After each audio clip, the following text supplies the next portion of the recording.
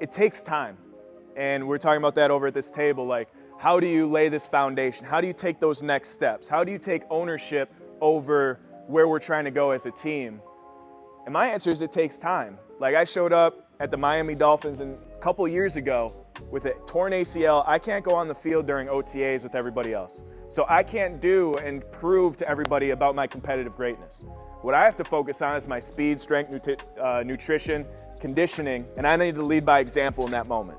Yes, I was a captain at a previous employer. Yes, I was doing things, but whatever you did last year doesn't matter, especially in the NFL. Like, whatever happened in the past, you can learn from it, you can grow from it, but that's done. You have an opportunity to go do something else, to go have another opportunity for that next year, for that next season. So do I see things that are going on the team that I want to, bring a huge team meeting and say, like, kumbaya circle, like, hey guys, this is going to happen before I ever step foot on a football field? Like, no, I couldn't do that. That wasn't my spot yet.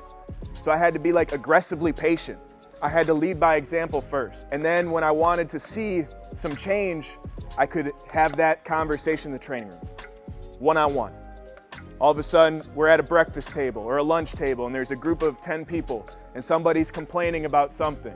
And I could bring up the flip side of that coin, about how great we want to be.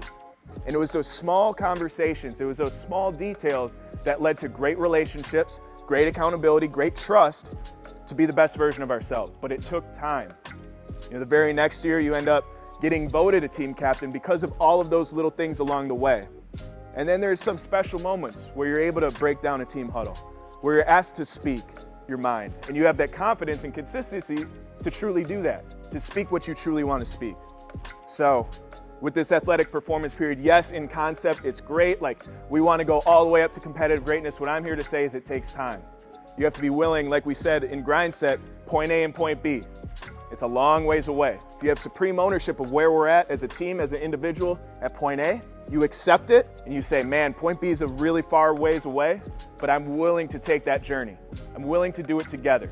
I'm willing to go be the best version of myself. I feel equipped to be confident and consistent along this journey emotionally so that we can get there. Because there's going to be rocks in the road. There's going to be hurdles in your way. Those are opportunities to test yourself, to grow, to develop.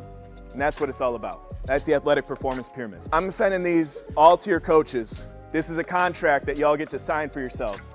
This is like a culmination of what we did with goal setting. It's very similar. At the top, it says the one thing that you want to do. What's that one thing you want to do in life's journey? And then we talk about that fear formula right underneath.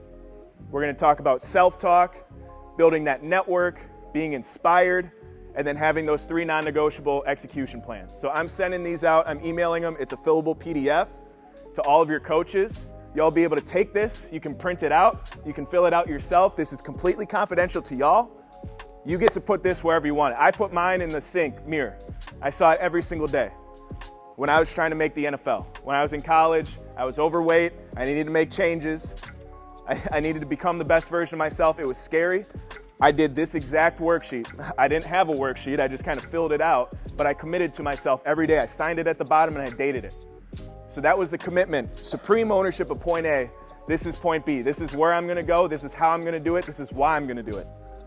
Once I signed it at the bottom, it was on. Anytime I was brushing my teeth in the morning, I knew this is the 3 things I had to do to be a better football player, to be a better human being, to be a better athlete. And I don't know if y'all remember this part of the story, but I did that for 8 straight months. And I still went undrafted. And I still fell short. And I didn't get that goal at the top of the piece of paper.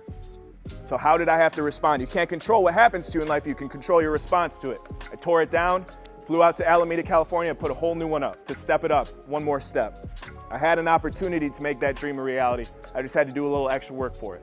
So you all are going to have this for yourselves. You can post it up in your lockers. You can post it up in your mirror sink if you're brushing your teeth, turn the light off, going to bed, committing to it, seeing it every single day, understanding you're committing to something more so than ever before.